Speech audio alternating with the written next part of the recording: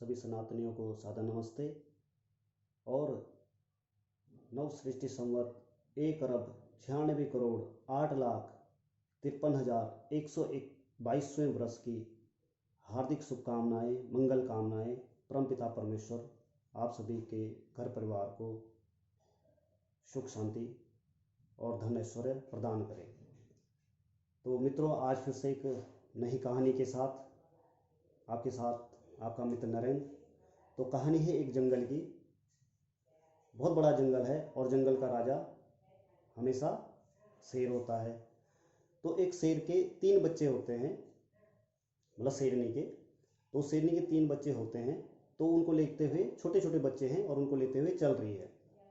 चलते हुए अचानक क्या होता है कि एक बीच में तालाब आता है और वो तैर के उनको जाना पड़ता है। तो शेरनी और उसके 2 बच्चे तो तैर के पार कर जाते हैं, लेकिन एक बच्चा जो छोटा होता है थोड़ा, वो पीछे छूट जाता है। तो जब वो पीछे छूट जाता है तो इतने में एक पीछे से गीदड़ों का भी एक झुंड आ रहा था। उसके भी 5-6 बच्चे थे, क्योंकि गीदड़ों के खूब सारे बच्चे होते हैं। तो वो गीदड़ों के बच्चे उसके साथ, वो उनके साथ मिल गया।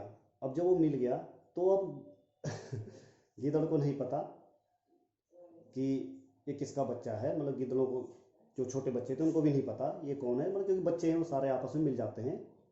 लेकिन फिर गीदड़ क्या करता है, वो देखता है जब 5-6 बच्चे हैं, एक बच्चा और सही, तो उसको भी वो अपने साथ रख लेता है। उसको नुकसान नहीं करता उसके साथ, लेकिन उसके साथ रहता है। अब जो जो कार्य गीदड़ करता था वो सारे कार्य उस बच्चे के अंदर संस्कार पड़ते रहे। तो पढ़ते रहे तो धीरे धीरे धीरे इस तरह से एक जब बड़ा हो गया, जवान हुआ, युवा हुआ, तो गीदड़ परिपक्व गीदड़ बन गया। बाहर से उसके रंग रूप सारा का सारा तो शेरनी वाला, शेर वाला था ही, लेकिन अंदर ही अंदर वो अंदर जो संस्कार थे वो डरपोक वाले, गीदड़ वाले, वो सारे के सारे थे। अब हुआ क्या इसके बाद कि एक दिन उसी तालाब में पल्ली तरफ से शेरनी आती है, क्योंकि वो अपने बच्चे को तो भूल नहीं सकती। तो शेरनी जब आती है तो देखती है कि ये दूर जो खड़ा है ये मेरा ही बच्चा है जो बचपन में खो गया था। तो शेरनी उसको पकड़ती है, पकड़ने के लिए पीछा करती है। तो सारे गिद्दड़ तो भाग जाते हैं, क्योंकि डरपोक तो होते हैं, सारे के सारे भाग जाते हैं।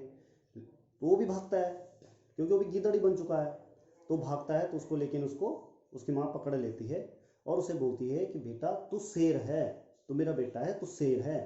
तो बोलता नहीं, मैं तो गिद्दड़ हूँ, मैं तो गिद्दड़ का बच्चा हूँ, मैं तो गिद्दड़ हूँ। बोला नहीं बेटे, तू जंगल का राजा है, तू शेर है, तू हमारे लोगों का खून है, तू बहुत बलशाली है। बोला मैं बलशाली कुछ नहीं हूँ, मैं, मेरे बस का कुछ नहीं है करना, मैं तो गिद्दड़ हूँ जी। तो बोलता है नहीं बेटे, एक काम कर, चल मेरे साथ चल, तुझे मैं दिखाती हूँ। तो बोला चल। डरते डरते वो चल दिया उसके साथ। बोल देखिए तेरे भाई हैं, तेरी तरह हैं कि नहीं है। बोला नहीं, मैं ऐसा नहीं हूँ, क्योंकि उसने अपनी शक्ल ही नहीं देखी है। तो उसने कभी ध्यान ही नहीं दिया। तो उसने बोला चल अब ध्यान देना। तो वो लेके चला गया वो एक तालाब, उसी तालाब में, और बोला अब ध्यान देना, आज तक तो आया इस तालाब में पानी पिया, लेकिन तूने अपने पे ध्यान नहीं दिया, अब ध्यान से देख तो अपने भाइयों की तरह है या नहीं है। तो जैसे वो देता और ध्यान देखता है ऐसे, तो एकदम चकता है, हाँ, डर जाता है, फिर पीछे हटता है, फिर आगे जाता है, फिर पीछे हटता है। तो 2-3 बार उसे समझ में नहीं आता कि ये मेरे साथ हो क्या रहा है। लेकिन सडनली उसे याद आती है, और मतलब अंदर से जो अपने खानदान को तो याद आ ही जाता है, अपने पूर्वज, उसी तरह से उसको याद आए और वो संस्कार उसके जागृत हुए, और उसने बहुत तेजी से फिर दहाड़ मारी। और वो दहाड़ मारने के बाद फिर उसकी दहाड़ रुकी नहीं, और बड़ी तेजी से छलांगे मारता हुआ, और क्योंकि वो जो तालाब था, उस तालाब ने उसकी सत्यता उसको बतलाई, और उसके बाद वो बिल्कुल अपना जंगल का राजा फिर से वो बन गया। तो यही कहानी आज हम हिंदुओं की है। अगर उनको बोलो भाई तुम आर्य पुत्र हो, तुम कृष्ण की संतान हो, राम जी की संतान हो, तो बोलते नहीं हम तो सेकुलर हैं। अरे भाई तुम शेर हो, शेर नहीं जी, हम तो गिद्दड़ी हैं। अरे भाई तुम महाभारत पढ़ो, रामायण पढ़ो, ऋषि मुनियों के ग्रंथ पढ़ो, आर्ष ग्रंथ पढ़ो, सब में आप आर्य हो। बोला नहीं जी, हम आर्य नहीं हैं, हम तो जी सेकुलर हैं। अच्छा ठीक है, अच्छा भाई तुम पता करो, अपना गोत्र पता करो, माँ बाप से पूछो हमारा गोत्र क्या है। बोला तो उसके गोत्र के अंदर तुम्हें कोई ना कोई मिलेगा, कोई भारद्वाज ऋषि की संतान मिलेगी, कोई कश्यप ऋषि की संतान मिलेगी, है ना, तो सारे के सारे ऋषि मुनियों की संतान ही तुम मिलोगे। तो बोलेंगे नहीं नहीं जी, हम नहीं है ऋषि मुनियों की संतान, हम तो बंदरों की संतान हैं, हम तो डार्विनवाद वाले हैं, हम तो डार्विन को मानते हैं क्योंकि सारे के सारे अमीबा से, और अमीबा से हाथी घोड़े और बंदर बने, और बंदर से मनुष्य बने, ऐसे इस तरह से। तो भाई हम अब क्या बताएं इनको कि भाई बंदर की औलाद बंदर ही होंगी, मनुष्य की औलाद मनुष्य होंगी, हम ऋषि मुनियों की संतान हैं। जो मैंने आपका भी 1,96,96,000,000 8,53,121 वर्ष बताया, वो कहाँ से बताया? हम वहाँ से हमारे निर्माण हुआ है, वहाँ से हम ऋषि मुनियों के ही संतान हैं भाई। उससे पहले कुछ नहीं था, हम मनुष्य की उत्पत्ति नहीं हुई थी। तो वो तो नहीं जी, हम तो बस बंदर के औलाद हैं। तो भाई तुम्हें बनना है बंदर के औलाद तो बने रहो, ठीक है। हम तो आर्यपुत्र हैं और गर्व महसूस करते हैं जब महाभारत रामायण वगैरह पढ़ते हैं, कुछ भी पढ़ते हैं और वेद पढ़ते हैं, तो फिर तो खैर कोई बहुत बड़ी उपलब्धता मिल जाती है जीवन की। तो आप लोगों से भी यही निवेदन है कि हमारा नव संवत्सर शुरू होने वाला है 13 अप्रैल से, और मतलब शुक्ल पक्ष से हो जाता है, चैत्र माह की शुक्ल पक्ष से ये शुरू हो जाता है प्रथम प्रतिपाद में।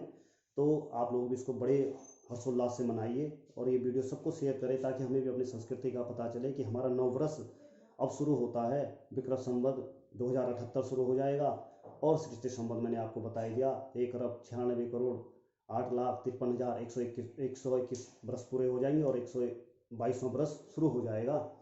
तो जिस तरह से आपने अंग्रेजी साल मनाया वो ठीक मनाया, वो जैसे मनाया वो सर्दी में मना देते हैं, वो उसमें कोई दिक्कत नहीं, जिसको मनाना है मनाया, दारू पीते हैं, मांस खाते हैं, रोज डांस डिस्को करते हैं। लेकिन हमारी संस्कृति में ये सब नहीं है। हमारा जो सृष्टि संवत है वो इतने अच्छे मौसम में होता है जब सारे के सारे तरफ पर्यावरण में हरियाली होती है, सारे के सारे एक नई ऊर्जा होती है। और इस ऊर्जा में हमें अब करना क्या है, आपको ये चीज़ें नहीं करनी है, आपको केवल एक छोटा सा घर में हवन अवश्य करना, चाहे आप पौराणिक परंपरा से हो चाहे वैदिक परंपरा से हो, तो हवन आपको अवश्य करना है। दूसरा, आपको वो तालाब कहाँ मिलेगा जिससे आपको अपनी शकल का पता चल जाए, अपने अस्तित्व का पता चल जाए। तो वो एकमात्र ही पुस्तक है, वो है सत्यार्थ प्रकाश, जिसको विधर्मियों ने, न जाने वामपंथियों ने, जितने भी मत मजहबों के लोग हैं, उन्हें इसको बंद करने के लिए पूरे एड़ी चोटी के जोर लगाए। आज से नहीं, सालों से, कई सालों से इस पर जोर लगाए, लेकिन इसको कभी भी कोई बैन नहीं कर पाया। क्यों? क्योंकि इसका एक एक शब्द सार्थक है, एक एक शब्द आपके जीवन को बदल देता है। एक एक शब्द, एक एक वाक्य के अंदर वेद है, एक एक वाक्य के अंदर मर्यादा पुरुषोत्तम श्री राम, मर्यादा पुरुषोत्तम श्री कृष्ण, योगीराज श्री कृष्ण, महादेव शिव,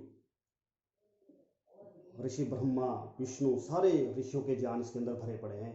तो जब इसको हम पढ़ते हैं तो हम वेदों की तरफ लौट पड़ते हैं, और ये वेदों का एक छोटा सा संक्षिप्त आप इसको समझ सकते हो। जिसके पास ये आ गया तो ये समझ लो ये अस्त्र शस्त्र दोनों का कार्य करता है। माँ, बहनें, बच्चे जो भी इसको पढ़ लेंगे वो स्वयं ही गर्व महसूस करेंगे, उनको वो तालाब दिख जाएगा कि इस तालाब में एक्चुअल हमारा अस्तित्व था क्या, हम हैं कौन। तो ये घर घर में जितने आप ये प्रण लीजिए कि कम से कम जो आने वाला अब नवरात्रे हैं, उन नवरात्रों में कम से कम आप इस पुस्तक को पढ़ पाए, नवरात्रों तक आप इसको ख़त्म कर दें और इसको पढ़ के ये ज्ञान दूसरों को भी आप इसको प्रेरित करें पढ़ने के लिए। ताकि ठीक है, आपके आपके हमारे सबके आपस में मतभेद हो सकते हैं, वो अलग चीज़ है, लेकिन इसको पढ़ के आप कम से कम ऐसा एक आपके पास अस्त्र हो जाएगा कि कोई भी आपके ऊपर प्रहार नहीं कर सकता। ऐसा ये शस्त्र हो जाएगा कि कोई भी 10 बार सोचेगा पहले कहने से पहले। आज के समय में आपको पता है ना, जब कोई आर्य नाम ले लेता है तो 10 कदम पीछे भाग जाते हैं लोग, है ना। तो ये इसीलिए भागते हैं क्योंकि भाई उनको पता है सत्य क्या है। तो इसके अंदर सारे के सारे मत मजहबों के, हमारे अपने आर्यों के, तो ये बहुत प्रेरित ग्रंथ है, इसको आप पढ़िए। इससे पहले एक छोटी सी और पुस्तक भी आती है, दो बहनों की बातें, वो पढ़िए। आपको पीडीएफ चाहिए मेरे से कभी भी ले लीजिए, आपको ये पुस्तकें चाहिए मैं आपको भिजवाने के पूरा बंदोबस्त करूँगा, कोई दिक्कत नहीं है। लेकिन पढ़िए तो सही, ये सेकुलरिज्म को हटाइए, थोड़ा अपनी संस्कृति के ऊपर आइए। और जिस तरह से आपने नववर्ष धूमधाम से मनाया, उससे भी धूमधाम से इस नववर्ष को मनाइए। ये हमारा जो सृष्टि संवत है, इसको बहुत अच्छे से मनाइए। और इन्हीं शुभकामनाओं के साथ हमारे जो वेद मंत्र भी हमारा है, प्रेम से मिलकर चलो, बोलो सभी ज्ञानी बनो, पूर्वजों की भांति तुम भी कर्तव्य के मानी बनो। तो ये हमारा वेद मंत्र नहीं हमें बोला हुआ है, तो इसको आप इससे प्रेरणा लीजिए। आप सभी ने सुना, आपके लिए बहुत बहुत धन्यवाद। और इसी तरह से बने रहेगा, एक नई कहानी के साथ आपसे मिलूंगा फिर से। आप सभी को नवसृष्टि संवत्सर की बहुत बहुत शुभकामनाएं। ओम नमस्ते।